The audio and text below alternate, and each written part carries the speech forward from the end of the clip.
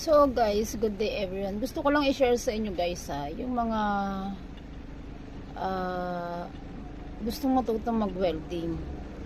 Napakahirap po mag-welding, lalo na ito yung pantrabahong mga panglalaki.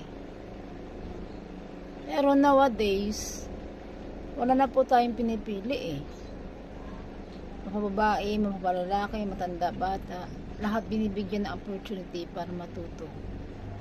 Malaking tulong ang TESDA sa pagpapalaganap ng edukasyon, skills sa mga kabataan, especially sa mga kapuspalad na hindi kayang mapag-aral ang kanilang mga anak. Ito lang po ang suggestion ko sa inyo.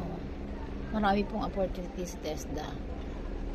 At kung nais nyo pong, kung kayo lang ay taga San Jose del Monte, Bulacan, pwede ko pong i-share sa inyo kung saan kayo mag-i-inquire para makapag-TESDA.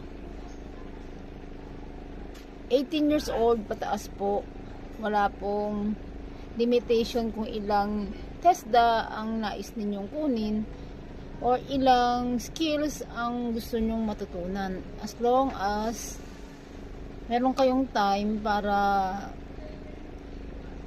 ma-provide ninyo ang lahat ng inyong mga pangailangan. And may mga requirements po tayong hinihingi dyan sa TESDA. So hopefully na ako bilang isang medyo malapit na mag-senior ay sobrang love ko ang TESDA guys. Ang laki kasing impact at tulong sa aking pagkatao. Maraming storya guys sa buhay natin. Kanya-kanya tayong storya. Pero wag kayo matakot matuto.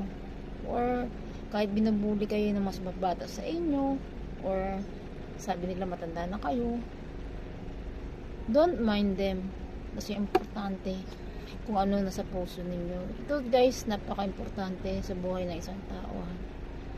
Gusto ko ma-emphasize ng bawat kabataan na napakahalaga ng skills.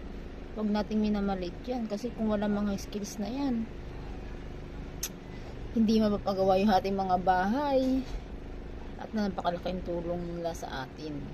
Same time, ang laki ng opportunity guys papunta ng ibang bansa. Wala kayo sa akin. Ang dami ko ng mga nababalitaan na lalo na sa Australia, sa bahagi ng mga Asia, Europe,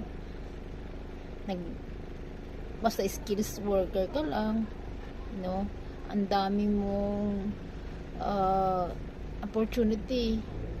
Basta importante meron kang NC1 at NC2. So yun guys, sa mga nais matuto, mag-message lang po kayo sa akin. At kung kayo ay taga San Jose del Monte, Bulacan, pwede ko pong i-share sa inyo yung opisina kung saan matatagpuan. At pwede ko rin pong i-announce kung may mga opening po sa TESDA. Yun lang po. Have a blessed morning and God bless us all.